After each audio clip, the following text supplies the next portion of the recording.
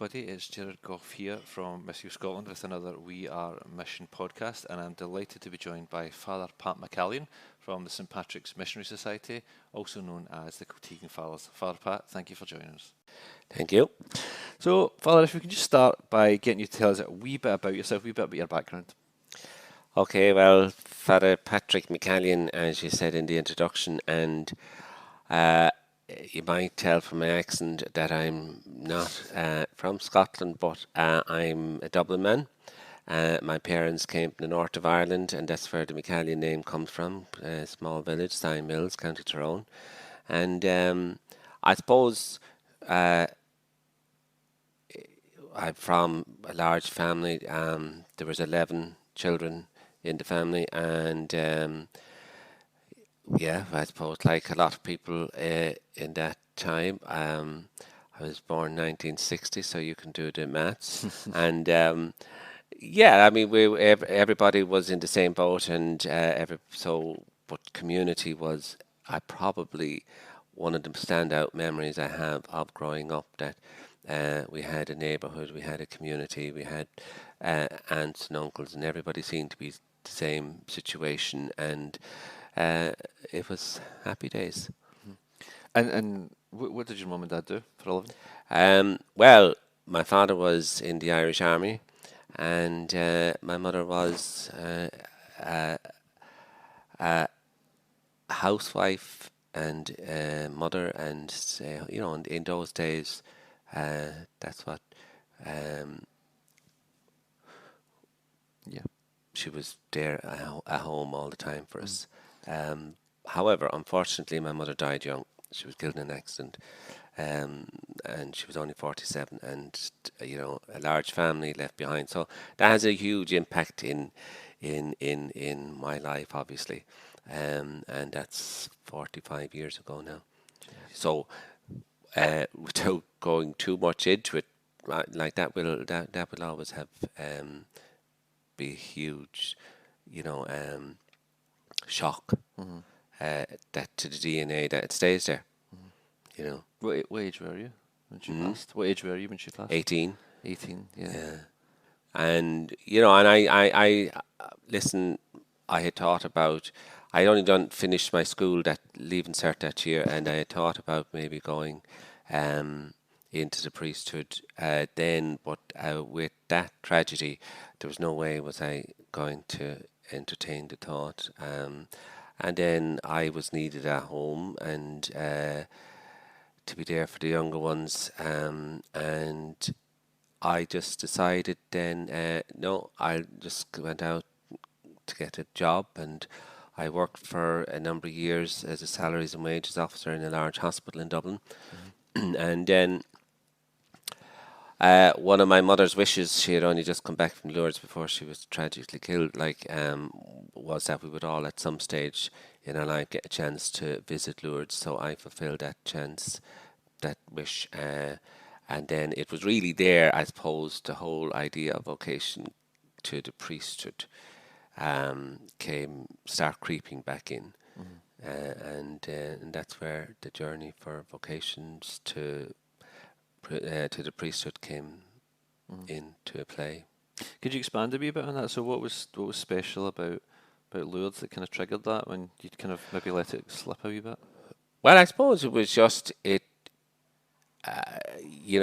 Maybe as I said, like the tragedy of my mother's death had played a huge impact in my life up to this day in many ways still. But however, in the early days, you were there was something about fulfilling her wish and walking in her footsteps in one sense, and experiencing something that she seemed to experience when she and brought home when she came home.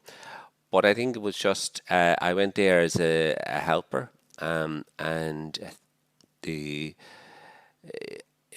was just being in part of, as I say, community. I feel is a huge aspect of nurturing and support in anyone's life. And when you go to Lourdes, you're in the middle of a huge community of people who are there for different reasons, but by and large are there for their faith as well. And you feel that support and you get that support. So it opened up. As I said, it was kind of the seed of that vocation to priesthood began to kind of germinate, if you like. It was, and it opened up the seed a bit, and just a very, very special place to me to this day. Just to go to a place and feel that this is sacred ground, and the people who come from all over the world and numbers and everything create that sacredness, and just very nurturing, like any pilgrimage, I suppose, but it's everyone's there for the same reason or similar reasons, whatever. So, you decided to follow your vocation. Was there any surprises along the way? Is there anything that you found quite surprising about when you'd made the decision? Well, no, I think I was just trying to discern whether I was going to go for the diocesan or whether I was going to go for missionary. And I remember speaking to a priest in the Archdiocese of Dublin at the time, and he had said to me about, like, Dublin is as much a mission as anywhere else. Like, it's a big archdiocese, and there's all these places and issues and whatever. And I remember just briefly, thinking what he said and felt, yeah, I suppose he's probably right. And like, the big thing for me about, was I ready to kind of go into missions, with the tragedy that unfolded for the family, and leave the younger ones, and even though there were older ones there to take care of them too, but yet that sense of responsibility that kind of fell your way, you were holding on to it too. And so when it came to, I remember going to a vocation weekend in Clonliffe College and the Archdiocese of Dublin, and it was like kind of like a place where various different orders and had their stall, if you like, and that's where I went there, and so there was various missionary groups there, and they were. It was a residential for the weekend, and so you were kind of able to meet people and chat to people, and it was very good workshop, and I would have spoken to various different orders, and that's where I met Father Richard Griffin from the St Patrick's Missionary Society, the Kiltegan Fathers, and I got chatting with him, and then was invited to come down to Kiltegan for a weekend and see for myself, and I took him up on that offer, and I went down to Kiltegan, and so I'm saying basically that workshop opened up like the missionary aspect of my vocation was kind of back on track again, and going to the foreign missions as opposed to staying at home in the Dublin mission. And I went down to Kiltegan in Wicklow, and I can honestly say I fell in love with it straight away. And not so much just the fact that it was Wicklow and scenery and like that. There was something about it didn't feel institutional. One of the big things I think I was kind of, was some of the big old buildings, and you felt like, you were going into an institution. But there was something open and fresh about going down into the Wicklow Hills, but also the building. Everything was fresh. Everything, and meeting the other students there, and it was all so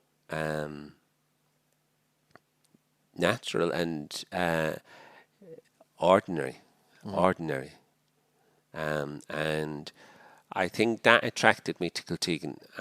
And then I began to pursue, looked into the process and see where we go from here. And yeah, like it happened then, and I ended up, I only it was in September 1982, joining the spiritual year in Kiltegan.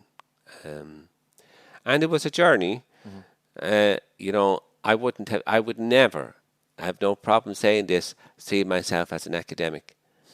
And, that institutional look was what I was afraid I was being asked, there was too much expectation then on the academics if it was institutional. But listen, Kiltegan was fine. And I do remember, when I went to study philosophy, I did my spiritual year in Kiltegan, and that was a great bonding again of community. And then I did 2 years philosophy in Douglas and Cork before moving back up to Kiltegan to do theology. But when I went to Douglas in Cork for philosophy, I always remember speaking to the rector there at the time, because here we were going into another topic, and I suppose if we process something at all, I suppose we are philosophizing. However, I wouldn't have really even recognised that as what was happening. But when it came, I remember asking him, "Who sets the standard here? Me or you?" Because I think if he had said, he answered right. He answered me correctly, but he said, "Well, you, of course." And I said, "That's fine, I'll stay so." Because I just said this thing, gosh, if this is going back to education days again and passing exams, I don't know if I have the head to do this. So no, and it made sense to me in going through the whole system that you're doing it not because someone told you to do it, because you want to do it. And you kind of learn and retain stuff that sticks, and of course, if you're serious at all about it, that will show up in not so much in your grades, but in the assessments that goes on. So yeah, but I mean, I did basically 7 years until I was ordained in 1989, and they were great years, but they were challenging years too, because I was all the time preparing myself for going on the foreign missions, and I was very close to my family, and I can vividly remember the day I was ordained a deacon, and just walking into the chapel for the ceremony and saying, "Okay, Lord, it's in your hands now," and leaving it that way, and that's the way I've carried on. And that's a point, I guess, that obviously starts when you're a seminarian, but continues throughout your life. Like, you need to draw strength from somewhere. Where do you draw strength from? I suppose I draw strength from the fact that I always believed, the Lord is not going to ask me to do something I'm not capable of doing, and I was appointed to Malawi in Central Africa, and in 1989, we didn't have Google Maps or anything like that. I had to pull out an atlas to see where is Malawi. I knew we had missions there. I'd heard of it, but didn't know where exactly it was. And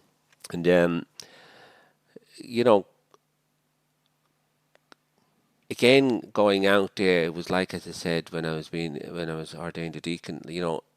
It's about kind of putting your hand out and saying, right, grabbing hold to the Lord's hand and and knowing that you're walking together. And it's about I suppose knowing that you have support and love of family and friends, no matter where you are, and even though you might not see them every day or anything like that, they're there. And that's the same principle we say about God. Like, we know God is there. I mean, and it's allowing that kind of flow over into your daily life. That all sounds very nice and it doesn't always, like, you come across situations where your mind races and you're not focused as you should be.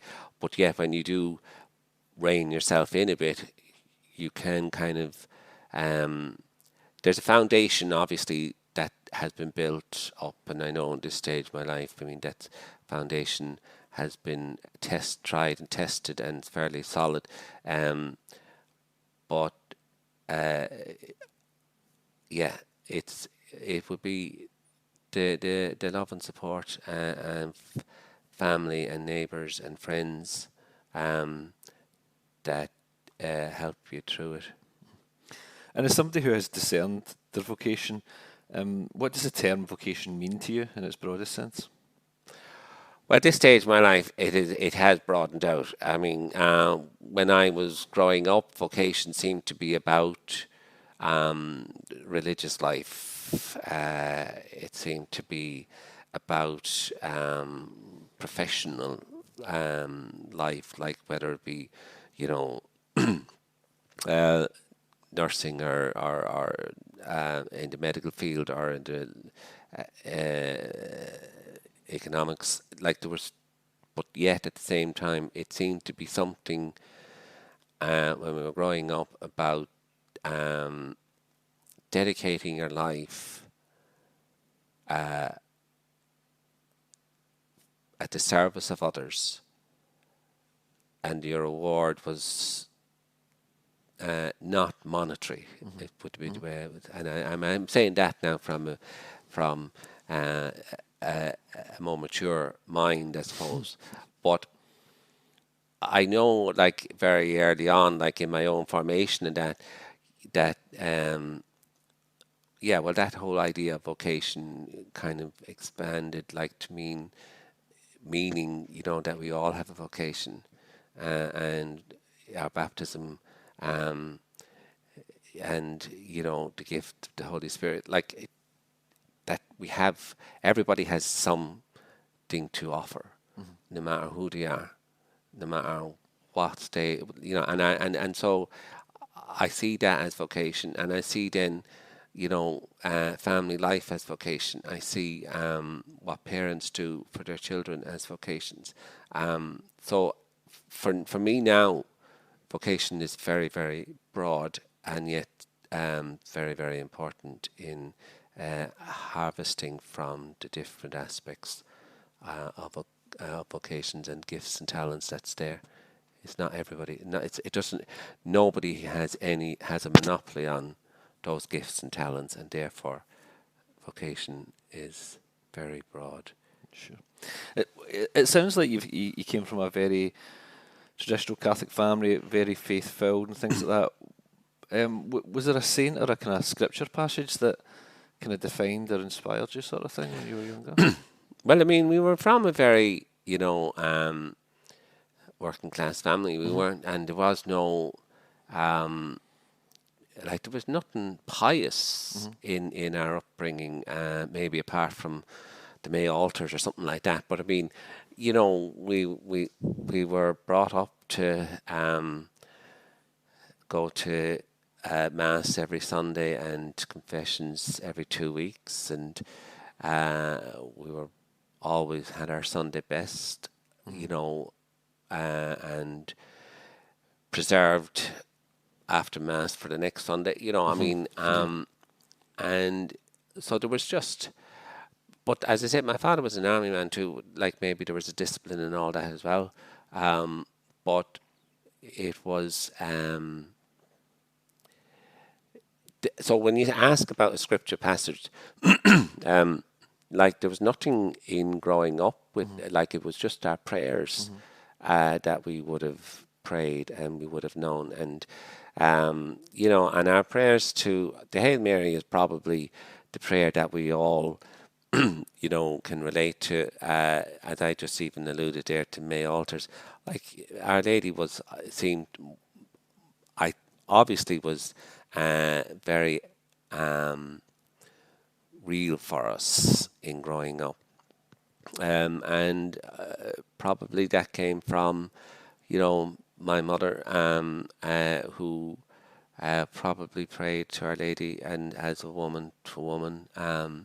And then, so there's no real scripture passage, I can say, from going back into my childhood days. And, even though I would have gone to Mass and every Sunday and listened to the scripture, I don't know if I even heard them. No, take it in. And, in those days, like we were just meant to be there, and you were meant to be quiet and meant to be good and behave yourself. And it wasn't a case of there was going to be an exam afterwards, and then like preparing for First Holy Communion or confirmation, like that was kind of, question and answer scenario. And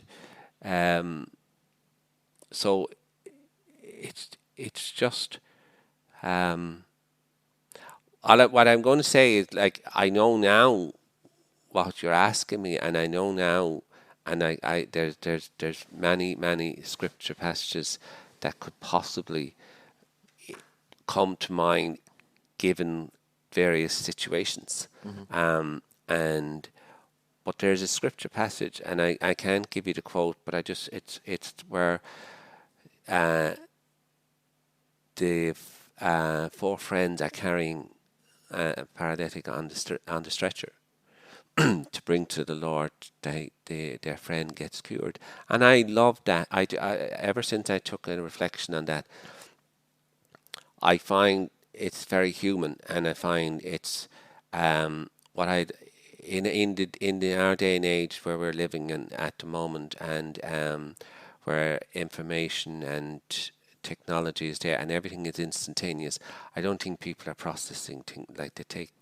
I think we take things at face value too quickly now. But what I like about that image and that passage is that you four friends carrying their friend on a stretcher, bringing to the Lord for the Lord to cure, and the Lord never asked them, "Have they gone to confessions? What religion are they?" There was no judgment. It was just the witness of the love and the loyalty of these four friends, that they care for this person to bring them, carry him. This person is cured. And it also then speaks volumes to me about our need to carry each other and our need to pray, bring each other. To me, it's the intercession. The prayer of intercession is it's an example of that for me. Excellent.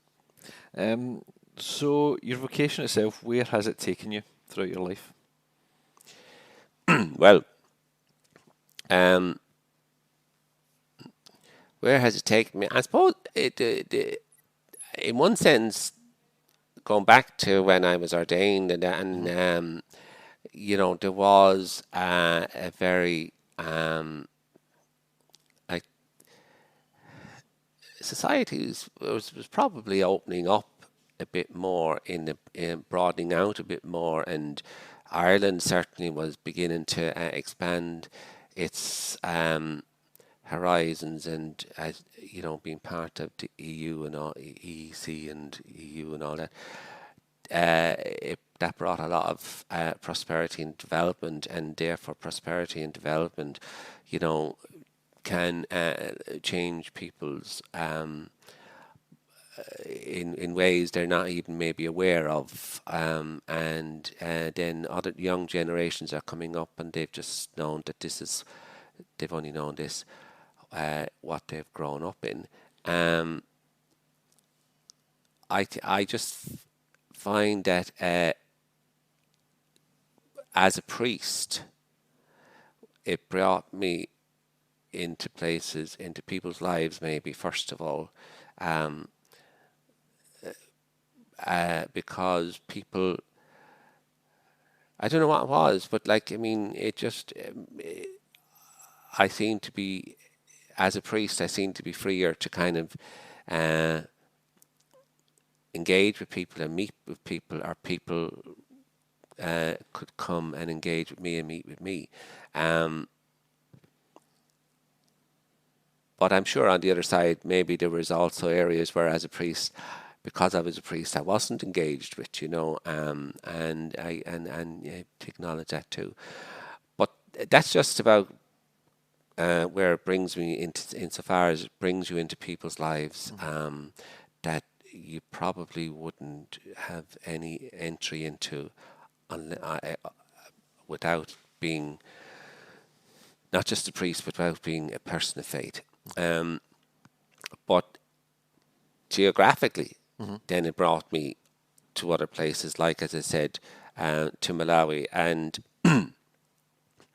I could spend all day talking to you about that because I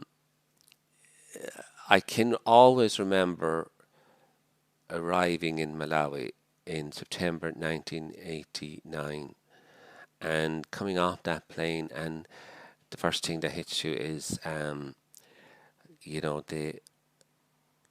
heat, the smells of the heat, the earth. There was so much just hit you as you come out down off that plane, and my first few months there was struggling with the language. Again, I've already alluded, academics, was always kind of something I would worry about, and because I think I learned from life itself rather than from books, and I found that the academics of trying to learn a language. But I eventually I got there, I'm very happy to say, and that was because you sit and you engage with people who don't have English, and you have to learn, and you do, and it did come about. But what I was going to say is that for the 3 months, September, October, November, December, I was very homesick, and kind of very shocked with the poverty that was around me. And I remember seeing photographs of Ireland in the famine days, and the poverty that those images showed were very real, and yet I felt we've moved on. Yeah.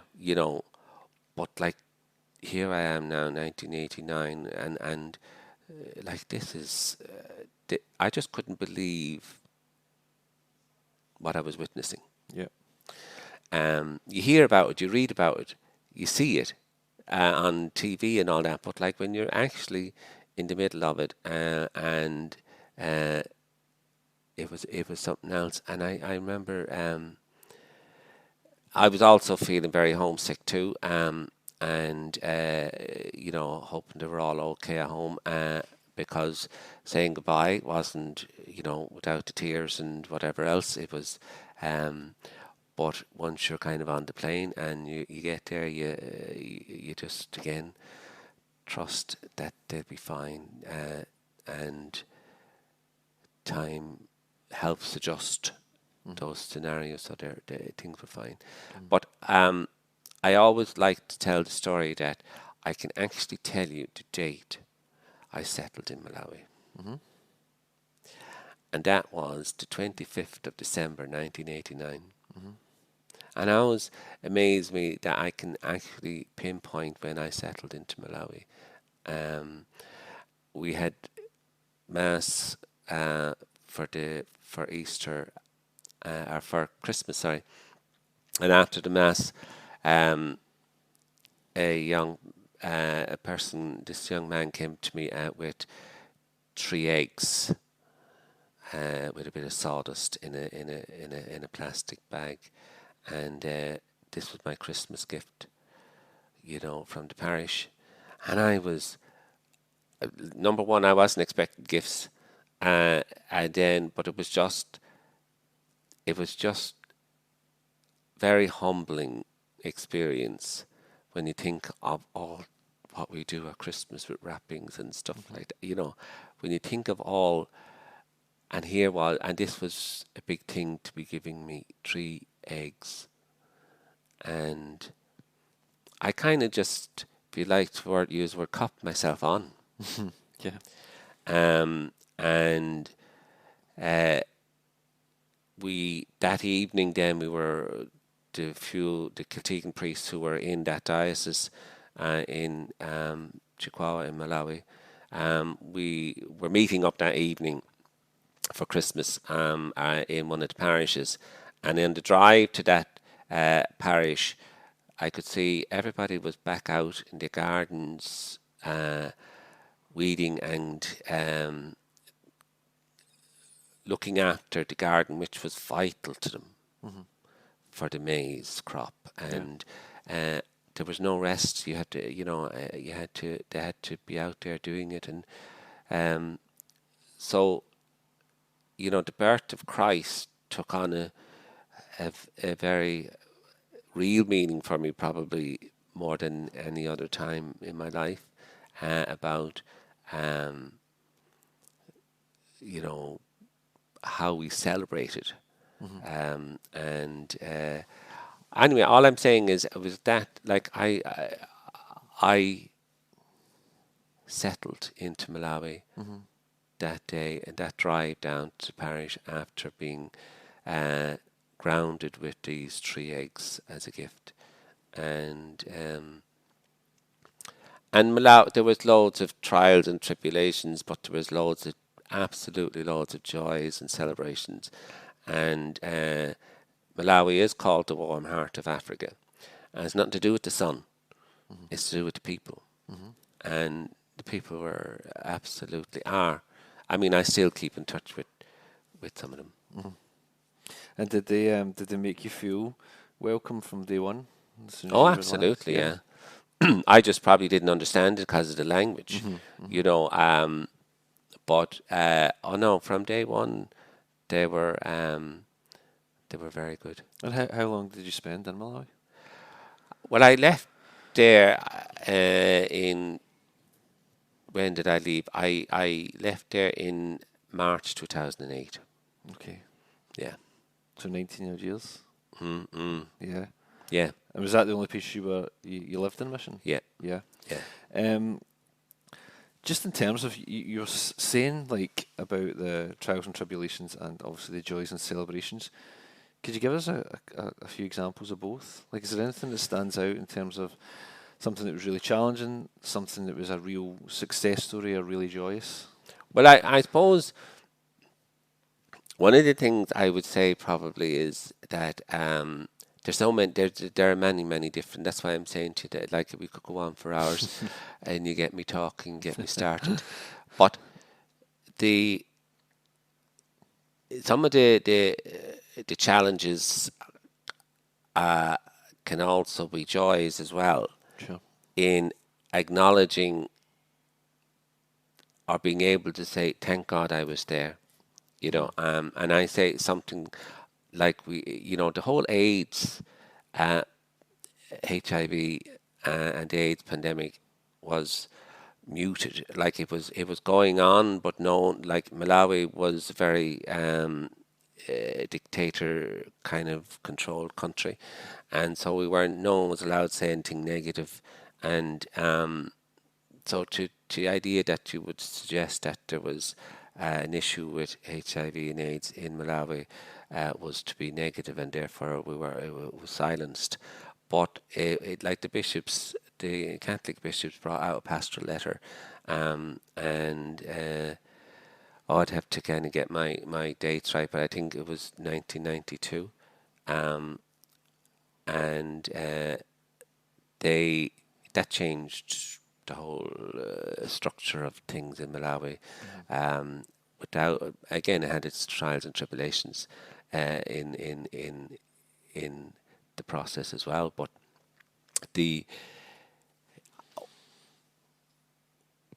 one of the thing, like, I'm rambling a little bit maybe when I No, say that's okay. something. I'm bringing in, I'm acknowledging, the difficulty, and yet the the it was great to be there in all of that, to be able to kind of uh, set up workshops and you know try and help people through visuals and through drama. You are dealing with a lot of people who were like in the rural areas where we lived, where they wouldn't have educated. They weren't very well educated, if any at all. Certainly the adults. So, but still, having said that, like, I mean, they were very, drama was a great medium for uh, getting a message across, and so that people were, we would have set up we would have done a lot of work on that, and I was very grateful to be there to help with that scenario. Um, Even to help people, I remember being called out for a sick call, and there was this young man, and he was dying, and he was in his mother, and I just have the image of the Pieta where the mother and son holding the crucified Lord, who came from the cross, and because no one else was holding, no, everybody was sitting apart, and everybody was crying and praying and whatever else, but like the mum was holding her son, and I anointed this young man, and then when I finished and I came away back to the parish, then this young man's older brother, who was an educated man, unlike his brother, his young brother who was dying, and he was concerned for me because nobody would admit to kind of the HIV or AIDS situation, but he was basically quietly saying to me he thinks that his brother has AIDS, and therefore now that I've touched him, um, and he was worried for me. And I said, "What about your mother? Like, your mother was holding them there. Like, why aren't you worried about your mother?" But he was. It was more about the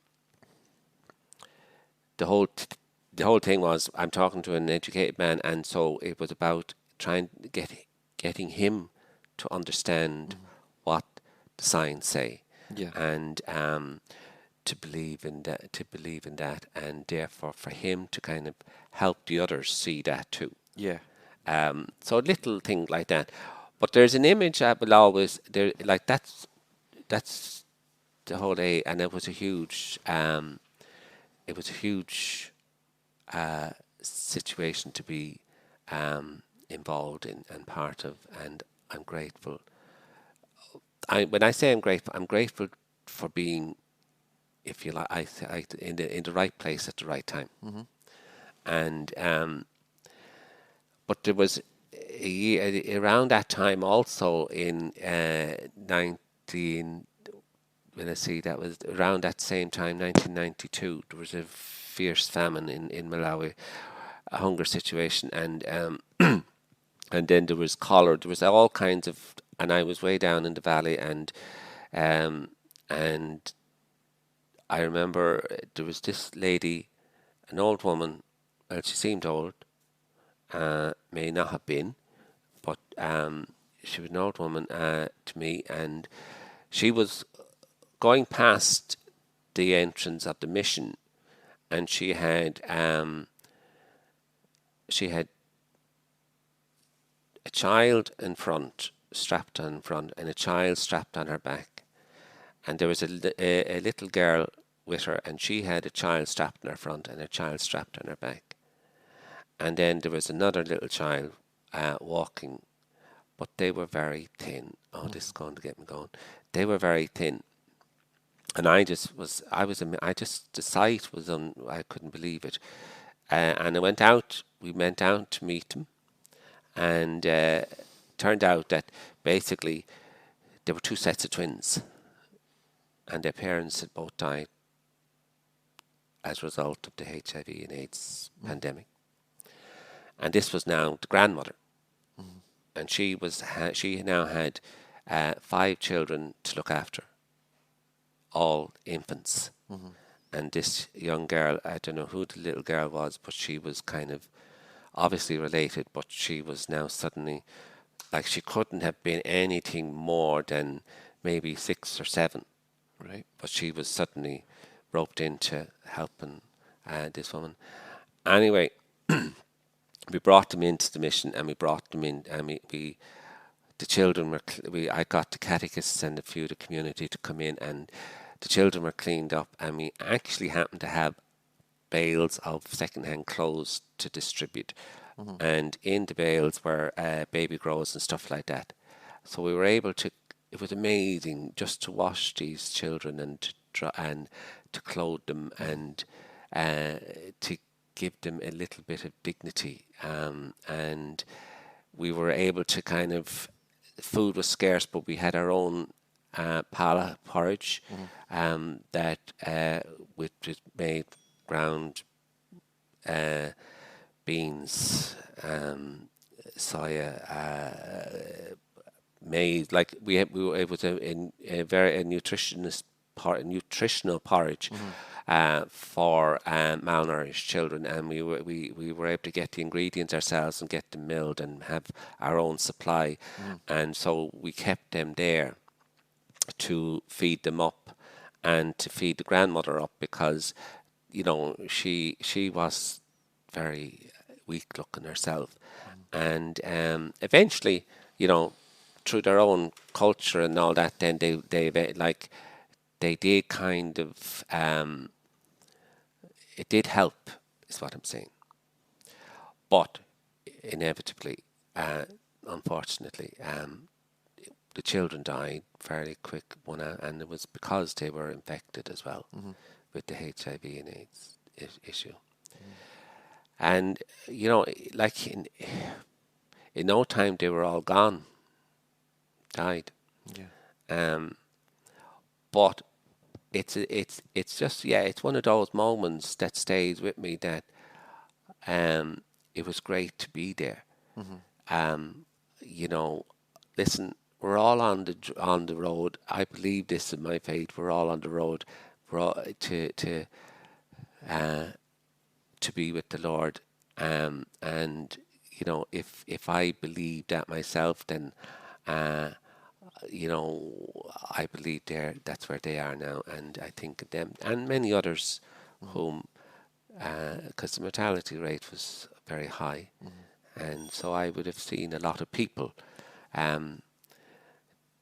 die. And you think of them and you pray to them as the communion of saints. So that's just, that's, I don't know what the question again. No, you answered it really, really well. I'm just thinking as well, like, obviously you guys were there to provide a lot of spiritual support, obviously, as well.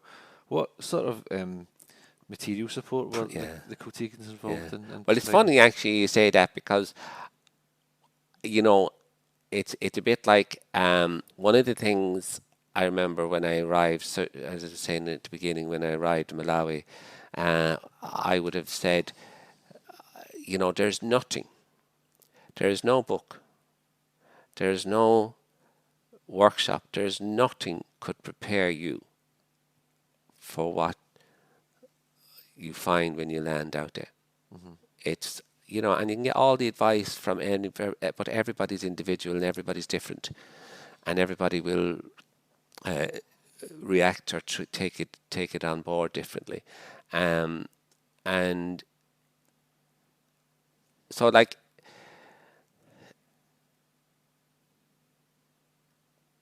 I'm trying to go back to the question again. So just in terms of the kind of material support that the Kiltegans provided.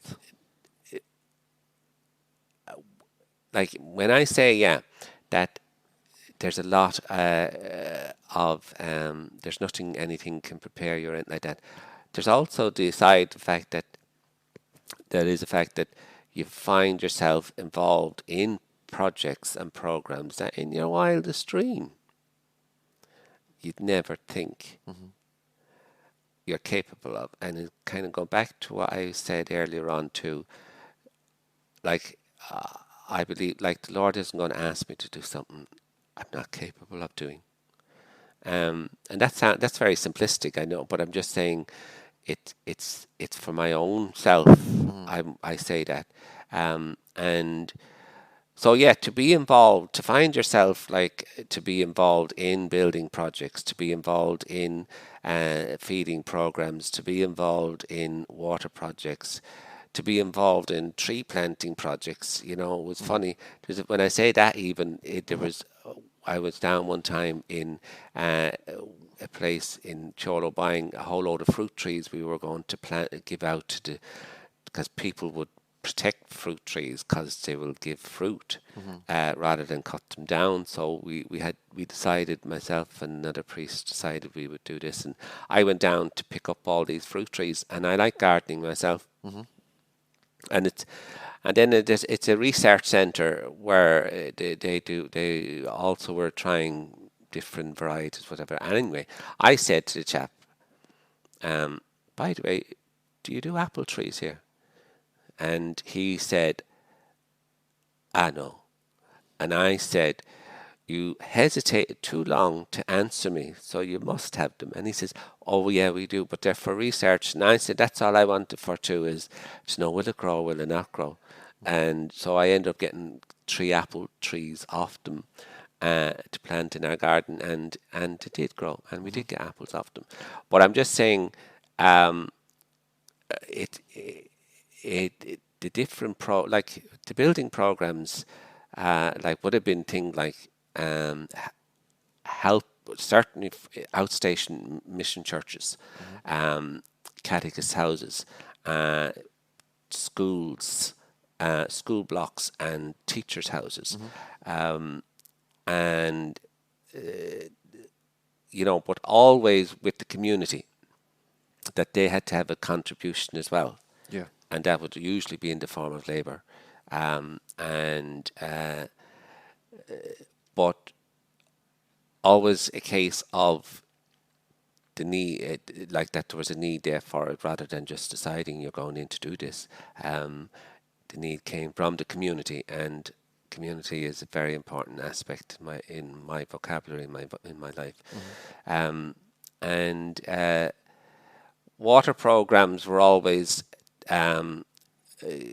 something, listen, we take it for granted here, that we can just turn on a tap, and yet, you're talking about the millions and that are living on the continent of Africa, which is a ginormous continent, and I'm just talking about in Malawi, where at the time I think it was around 11 million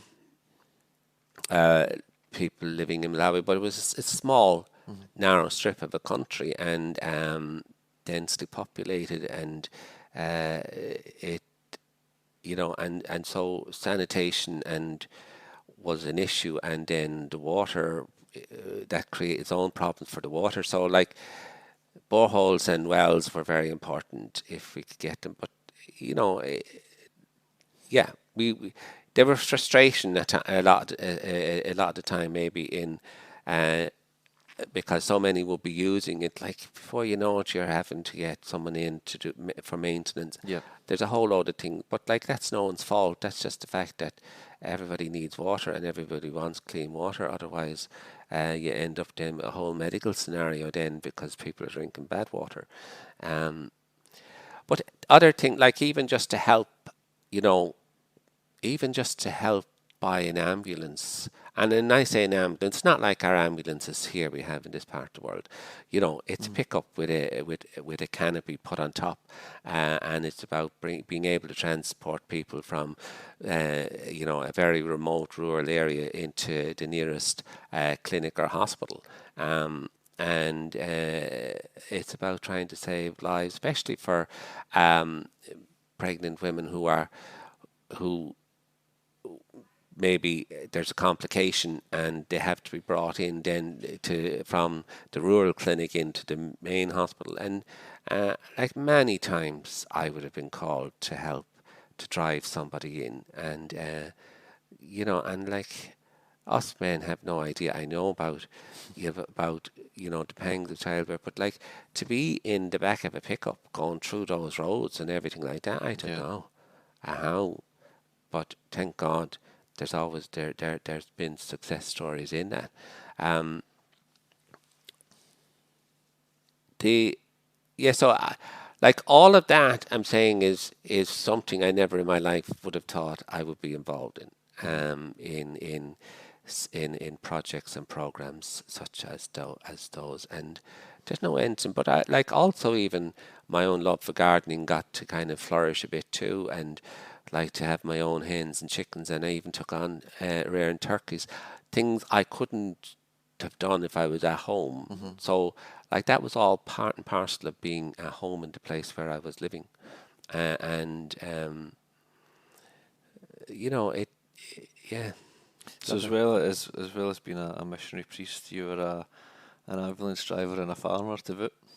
Well, I would I would describe myself as very much from Dublin City, but very much a countryman at heart.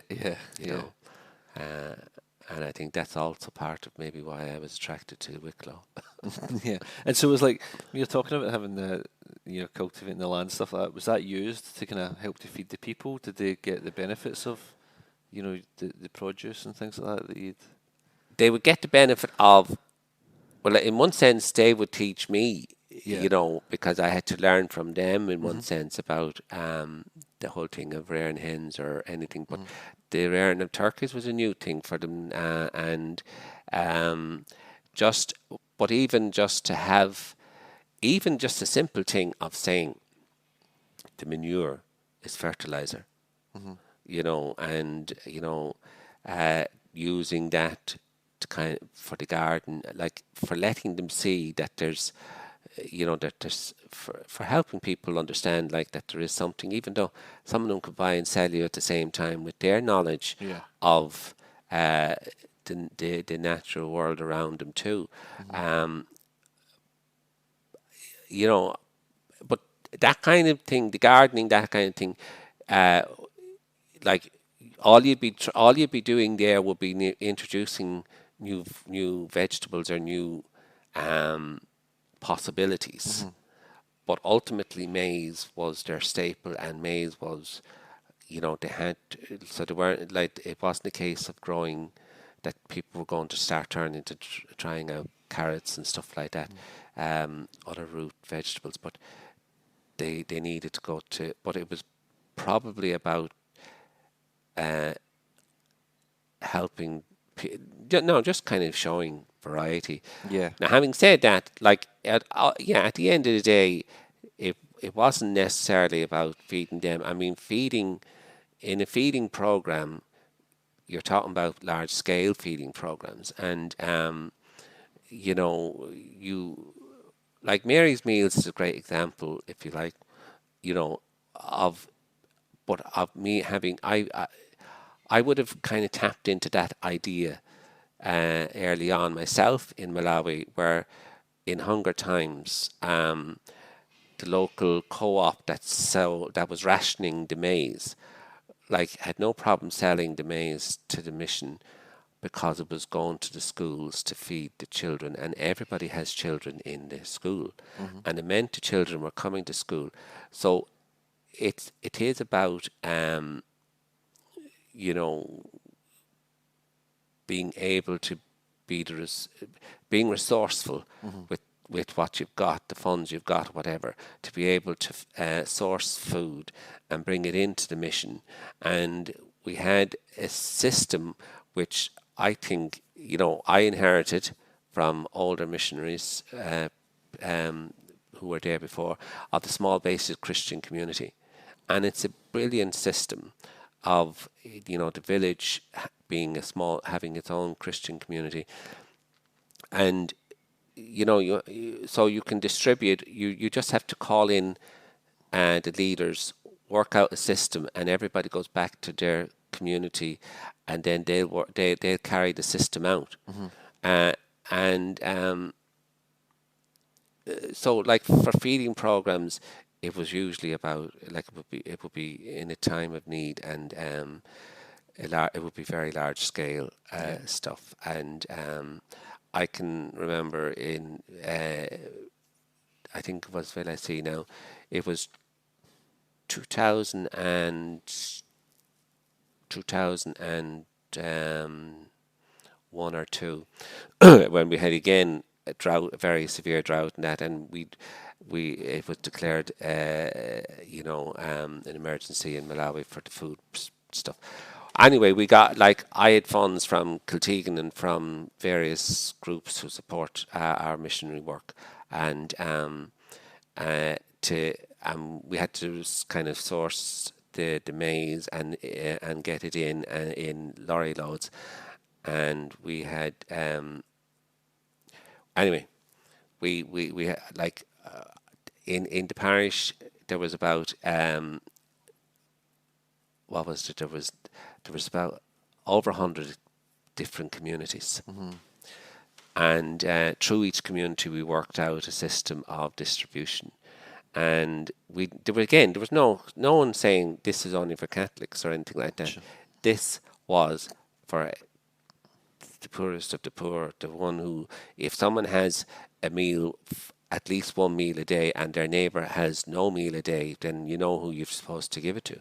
And anyway, what I'm going to say at the end of all that, when I was leaving that parish, there was a farewell mass, and I was very honoured that there was at the back of the church was about, then I say there was 2 rows of people sitting there. So like we're talking about maybe certainly a dozen chiefs from the different villages, and they were there not for mass, but they were there to say thanks. That there was no discrimination. There was no like that. During that time, a lot of their people would have died if it hadn't been for the mission. And like, yeah, I'm not doing it for any. My ego doesn't need to be fed. It's the people who need to be fed. And I just found that there was a sense of acknowledgement of something when I saw these chiefs. They didn't have to be there. And it's an acknowledgement of their faith and their trust in the mission, in the missionaries. Absolutely. Being a missionary yourself and having lived and worked with fellow missionaries, what are the most important qualities or characteristics you feel that a missionary has to possess?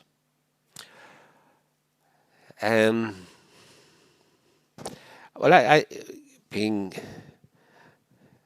acknowledging that you're human, but being down to it, being down to earth. Malawian says it had a great way of saying to you, like if you kind of got above your station, that they would say, "Stop trying to be a somebody," and it's a great grounding in one sense that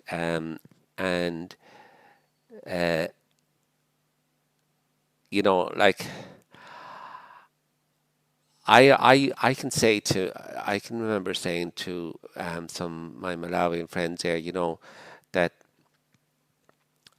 when they look at me and who I am and where I come from, I know there's probably loads that I have that they would want, and that's material things. And I say to them, there's something you have that I want, and it can't be bought in a shop.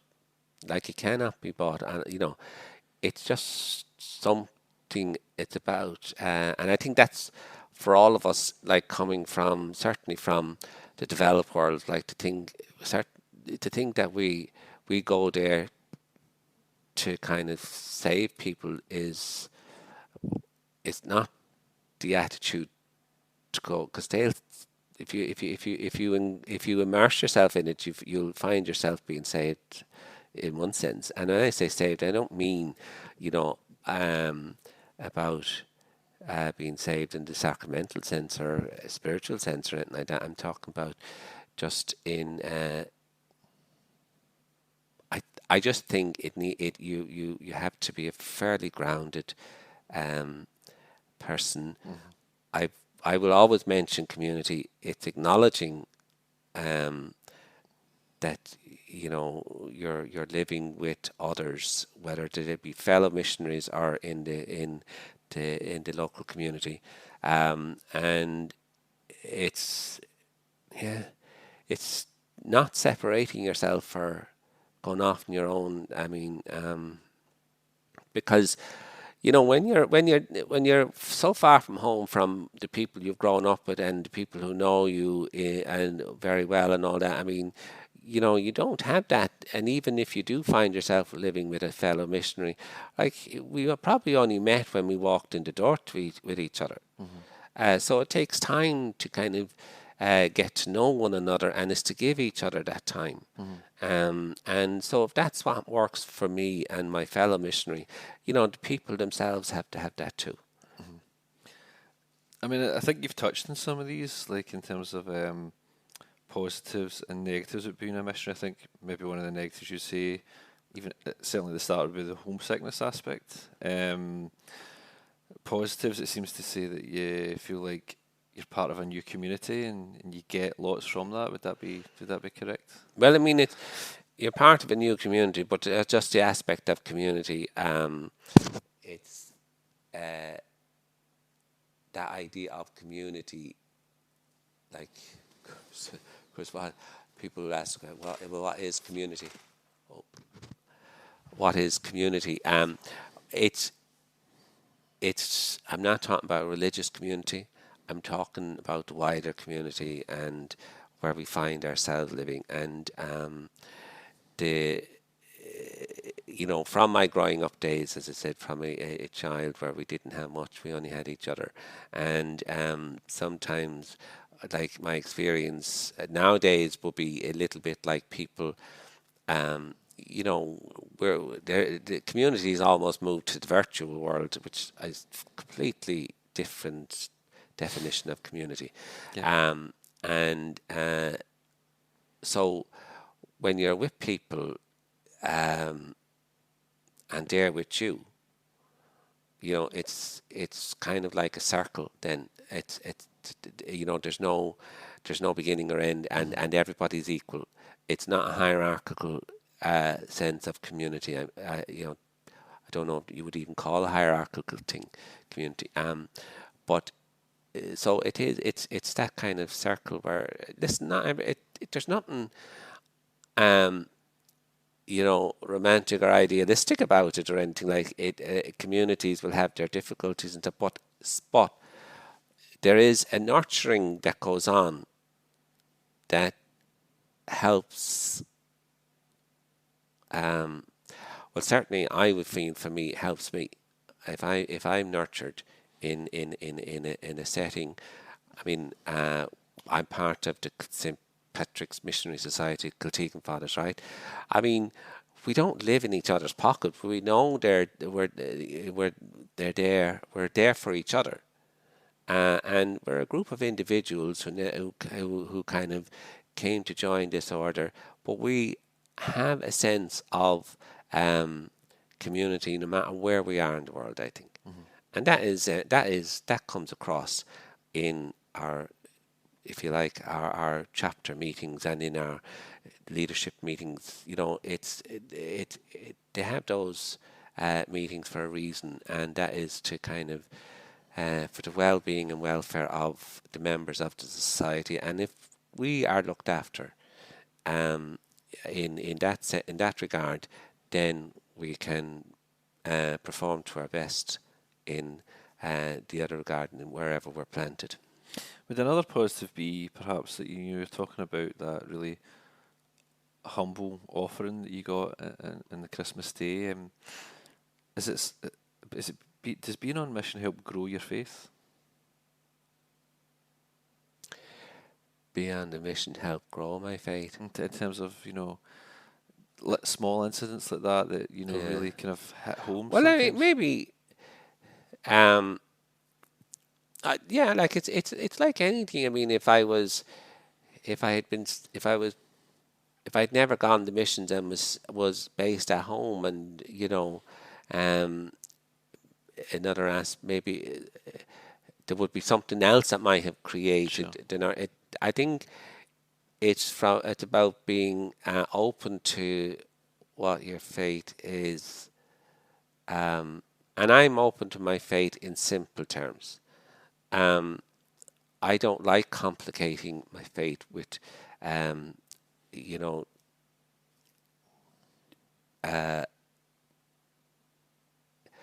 getting lost in arguments and defenses and stuff like that. I like to I to come back to what's basic for me, and then grow and grow from that.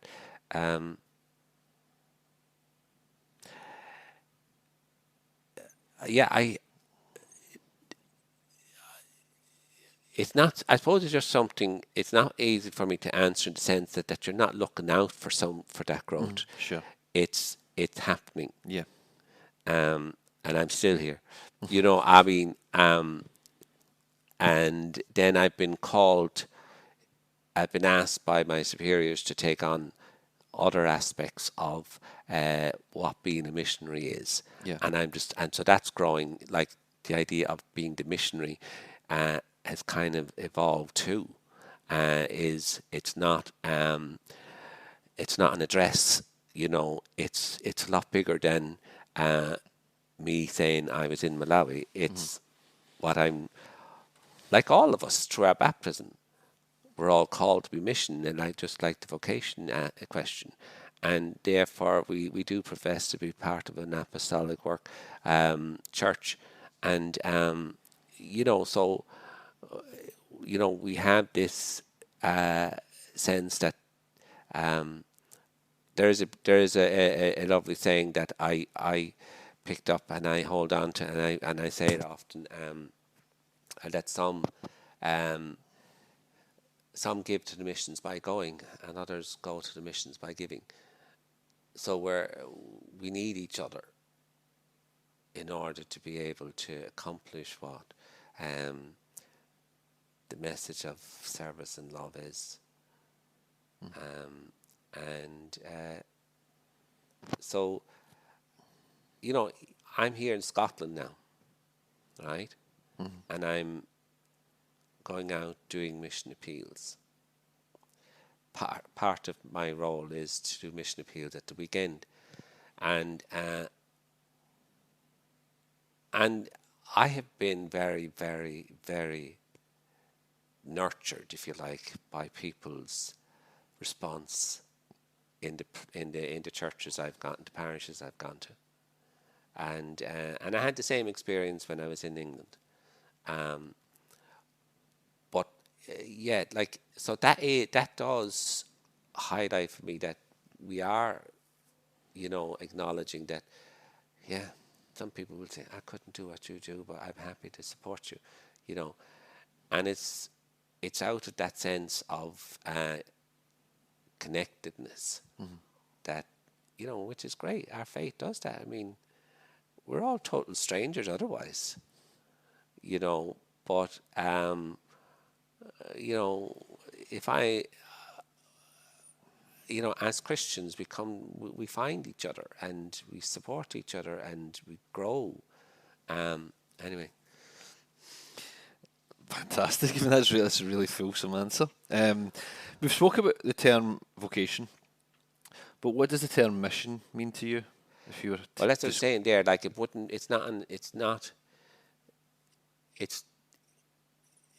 suppose, like, growing up, it was out there. Yep. Whereas maybe for me, because I'd gone out there, I've realised well, I mean, in order for me to be out there, there had to be a back here. And it was so, the nurturing that would have gone on in order to bring me to be to being the missionary wasn't done by me. It was done by the community I come from. So it broadened my definition. It broadened my view on mission. But then, over the years and maturity and all that, I hope, um, it's not about, as I said, the location. It's again come back to that word vocation. It's but it's just so much broader. So whether basically what I be saying is, just because I'm not out in Malawi doesn't mean I'm not a missionary. I mean, everything I do, okay, I'm part of a missionary order, and what I do within that order in what I'm doing now, promotion work, and that it's to do with mission. But equally, if I am, a parent of a child, and I'm bringing them up to be to live a certain way. Certainly, if I'm bringing them up into Christian faith and Christian values and principles, like I'm doing I think I'm being mission too. I think everyone that's what I'm saying. Everyone has an aspect of mission through their baptism calling. And just in terms, you were touching on your altar there as well. What's the current situation for the Kiltegan Fathers throughout the world? Well, we were founded in 1932, and when I joined in 1982, they were celebrating. They were only 50 years old then, so it was a very young society and order of priests, and so we have now. Listen, I don't know where to like.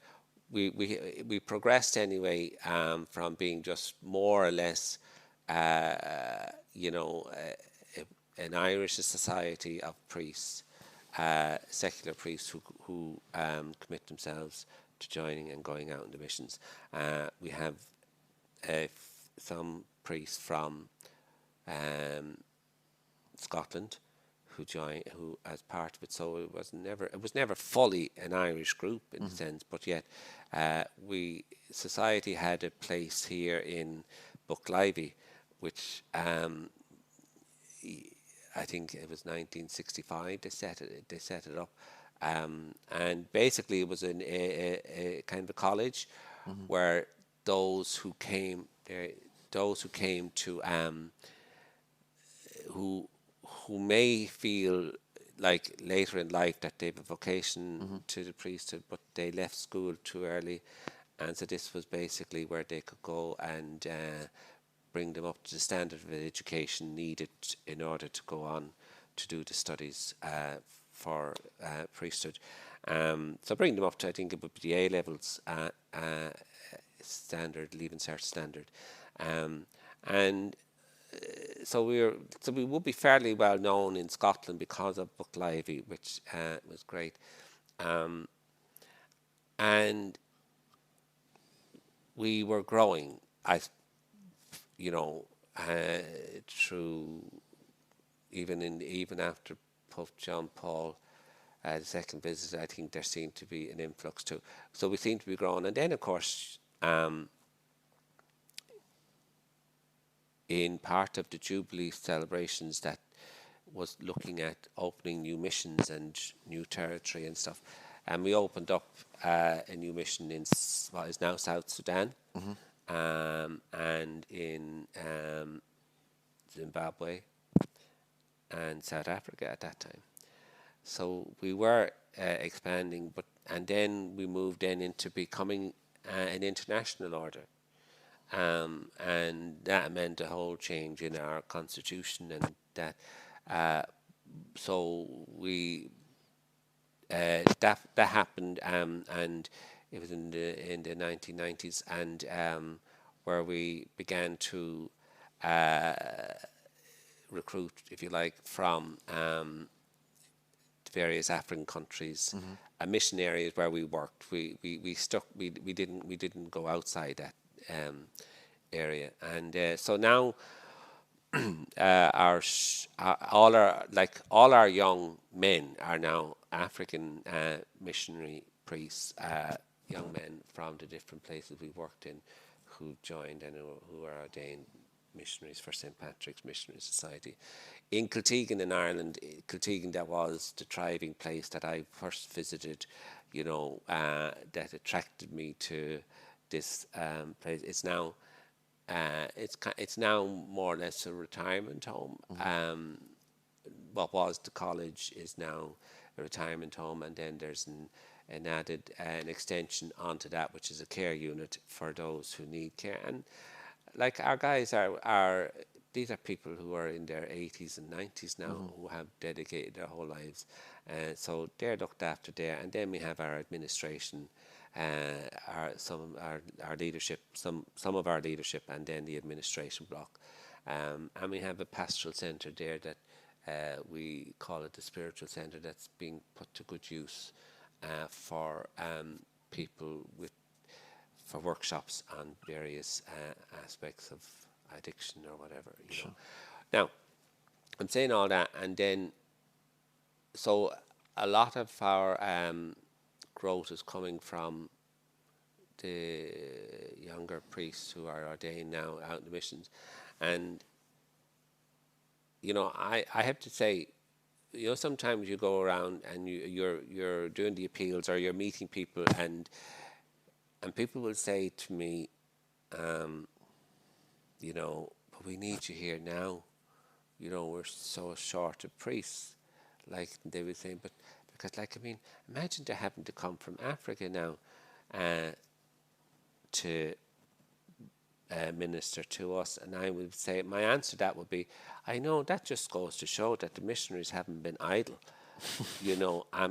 I think the fact that we have our brothers and sisters coming from Africa is fruits of the labour of the mission. Absolutely. You probably have seen it firsthand, some of the work and support that you've got from the Pontifical Mission Societies. Why do you think it's important for people to support the work of Missio Scotland, obviously the Scottish branch of the Pontifical Mission Societies? Well, I think it's an encouragement for all the different groups. Listen, when you're out away from home and you come back home, you like to think there's someone there to meet you and support. That there's someone you can tap into, or like your family or whatever. And so if there's a group that's there to kind of be a kind of an umbrella for the other groups, to be able to kind of support them and see if there's anything that they can do, or help them or their communities abroad, has to be kind of again, I love that word, nurturing, has to be encouraged and nurtured. And again, it's about acknowledging that mission isn't about being out there away. It's about where you're rooted at yourself. So yeah, I just find that anything to do with tapping into a support group, and I'm not just talking about funding even or anything like that. I'm just talking about, obviously there's funding needed for that group, but at the same time I'm talking about what we're doing now. We're not tapping into, we're not tapping into funding. We're not sitting here looking, but we're tapping into something that is there for both of us. And it's like any relationship, I suppose, there is no relationship unless there's at least one or two, unless there's two or three or whatever, and that again builds up the community. Oh, I'm going to start going on about community again. No, but I'm just saying it is that it's important. I think if you might not realize how important it is until you're in the situation yourself, you know. And that's what I'm saying. Like if you come in from an airport and there's no one there to meet you, you'll know what I'm talking about. Yeah. You know, but the fact that there is somebody there to tap into the experience, to help you talk about it, to share the experience, and then for other people to know where your funds are going or whatever, like where your support is going and the importance of it. It's like, you know, when I went to, going back to Malawi, I had that sense that I went into a parish that had been built up by a group of priests from long way back, and I remember thinking to myself, you know, sometimes we don't see the fruits of our labour until we've moved on. And so I would be there in the parish and saying, you know, I'm enjoying the fruits of someone else's labour. They built up a lot of this structure and stuff like that, and I come in and I continue and to help it evolve.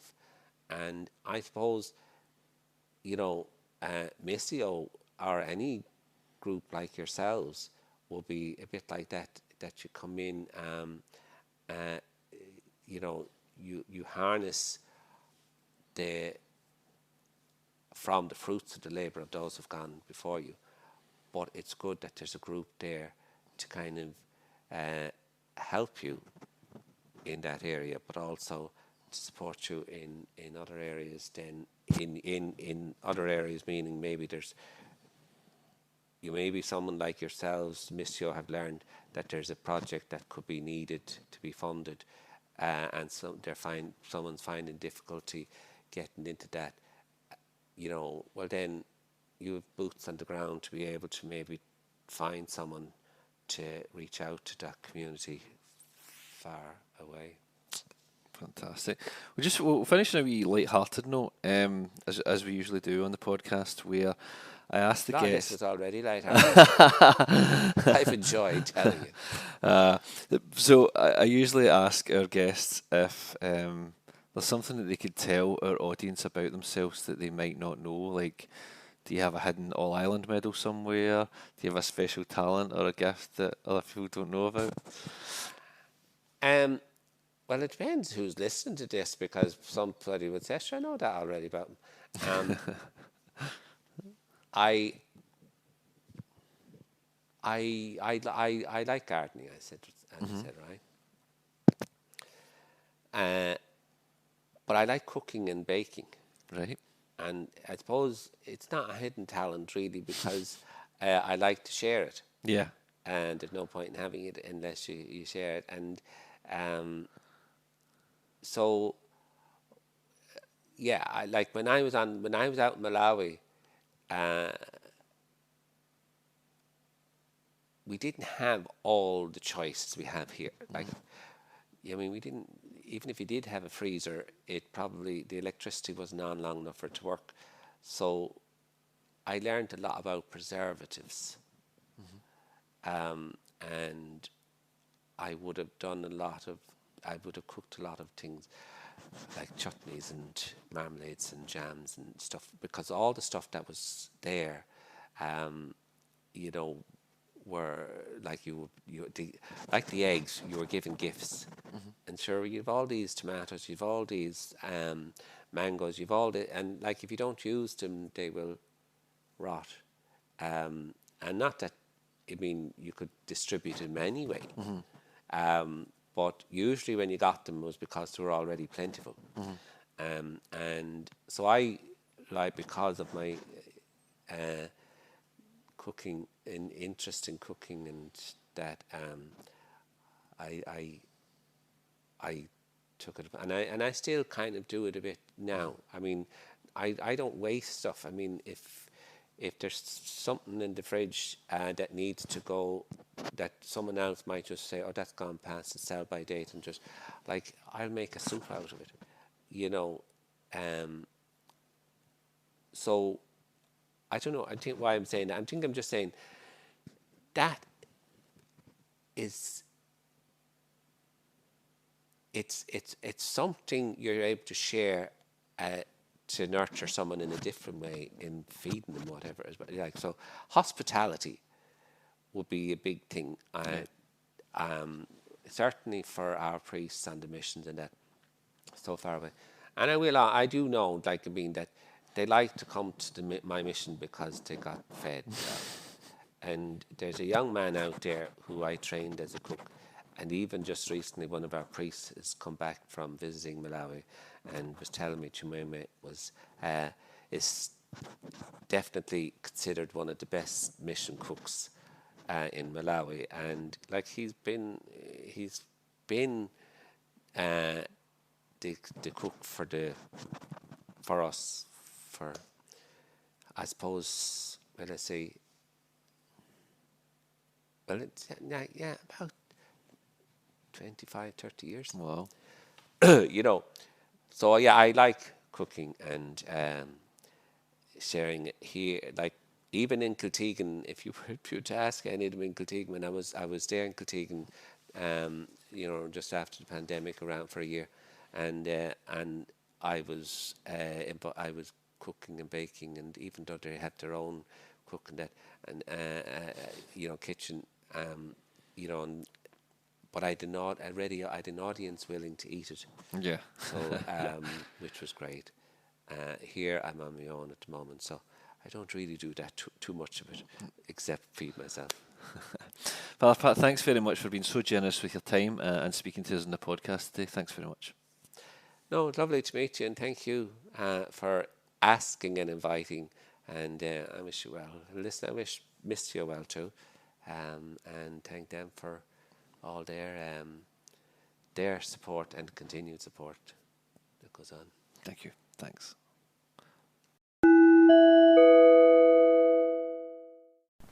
Missio Scotland is the Scottish branch of the Pontifical Mission Societies, the Pope's official charity for overseas mission. To learn more about the work of Missio Scotland, you can visit our website www.missioscotland.com. You can like us on Facebook, www.facebook.com/Missio Scotland. You can also follow us on Twitter, Missio_Scotland, and on Instagram, Missio Scotland. If you would like to donate to Missio Scotland, visit www.missioscotland.com/donate. You can also call us on 01236 449 774 or send donations to Missio Scotland, 4 Lourdes Street, Coatbridge, ML5 3LJ. Please keep us in your prayers. Thank you and God bless.